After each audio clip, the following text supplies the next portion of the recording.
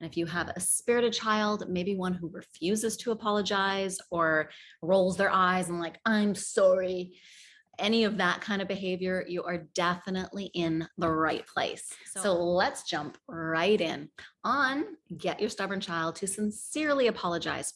This comes from a cheat sheet I created for clients in the past, and here we go. So quickly, if you don't know me, I'm Kelly, and I help moms inspire their stubborn child to listen, but without yelling, using bribes, or caving in, so everyone can finally enjoy a peaceful home.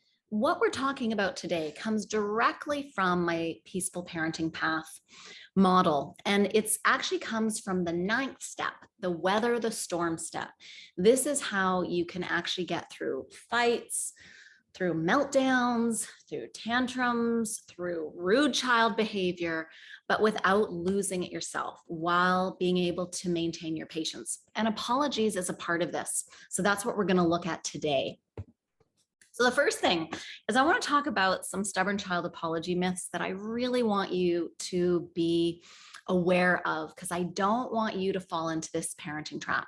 So the first apology myth is this: you lecture to teach a lesson. You think that if you say more things, if you explain yourself more, if you teach the right thing to do, that, it's because we care and this shows that we have compassion and this is how we take care of people.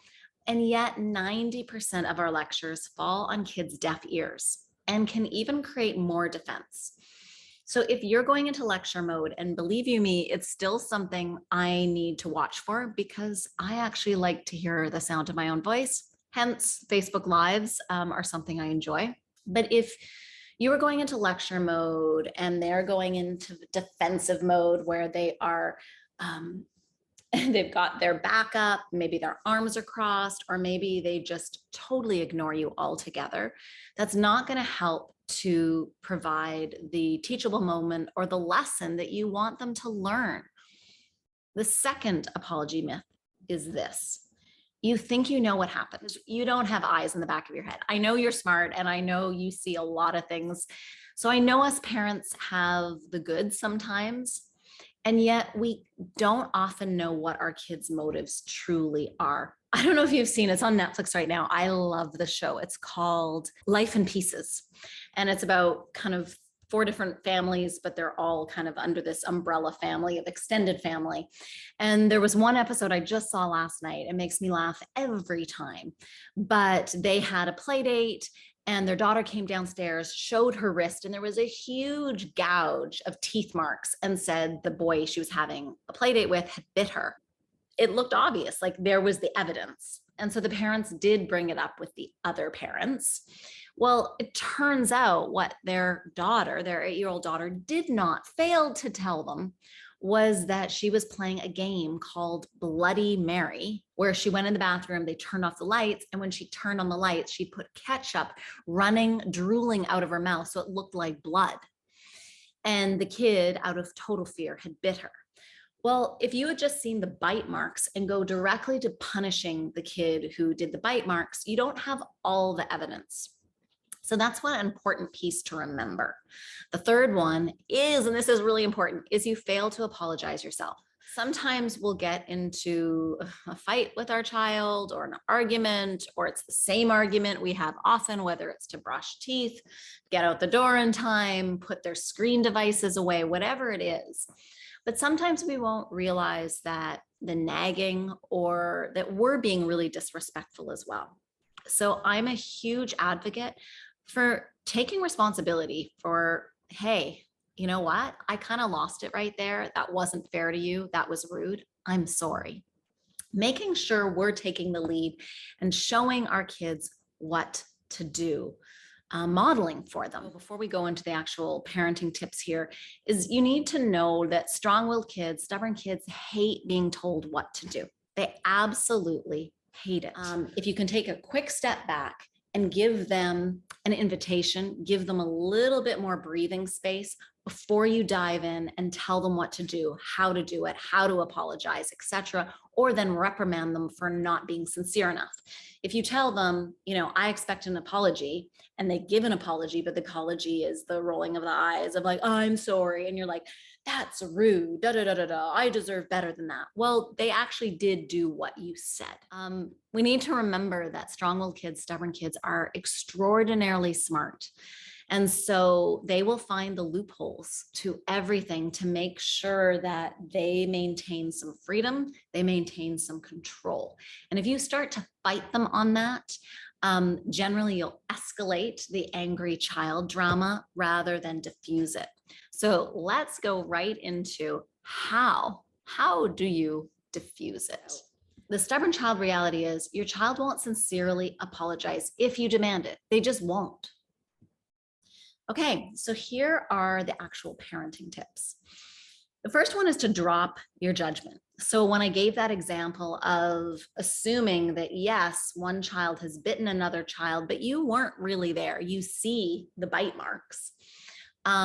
The first thing to do is to breathe. We always want to go back to our breath. And the reason we want to do this is it helps. It's the first step in helping to get us present, to get us out of the crazy making story, upset that, oh my gosh, my kid is going to start being a bully at school and they're never going to be able to have a relationship or any friends in their life. We can go into that.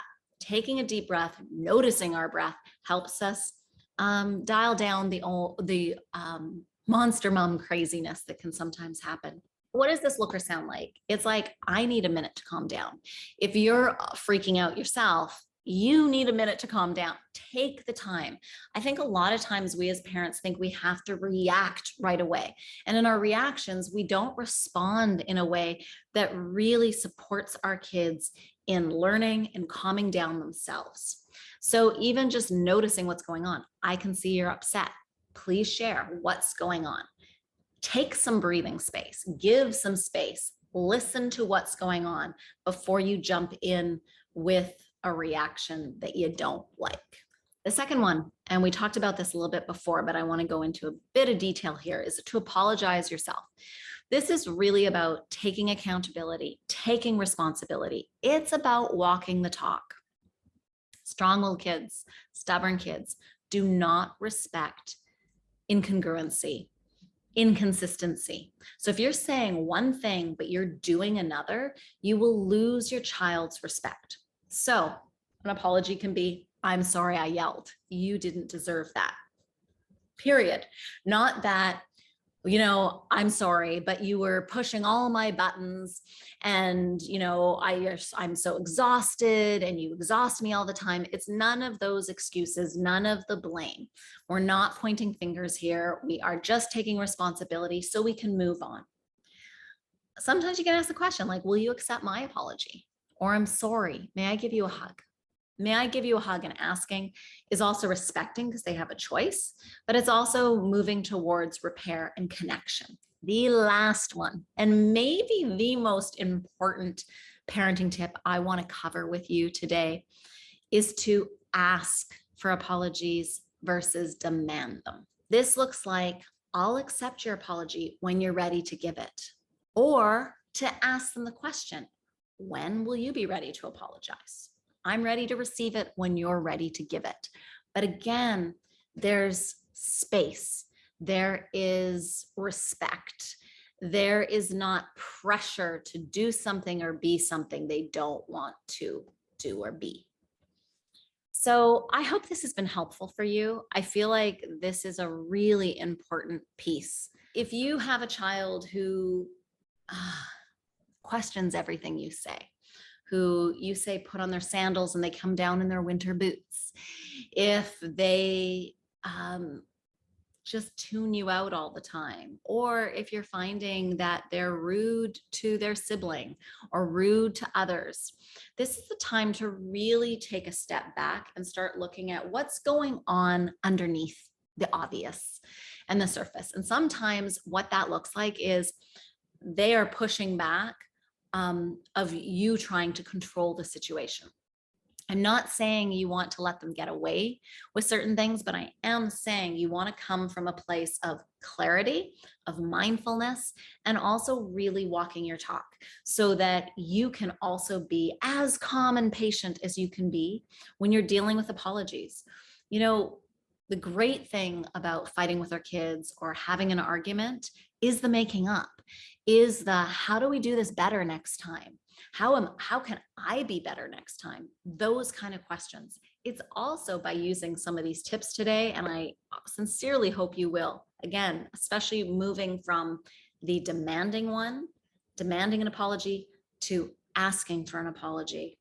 I hope that that will start to shift the tides of giving your child a bit more space to know that not only do they have choice, but they also will start to use their own critical thinking. They're not just apologizing because you say it, they're apologizing because there has been space for them to think about it, consider it, and really mean it. I am so grateful you joined me here today. I would love to hear from you. If you are not yet a part of the Stubborn Child Solutions Facebook group, I would love to have you join us. There's lots of free tips and opportunity to also ask some of your questions. So I'm going to leave you with that. Please come and join us.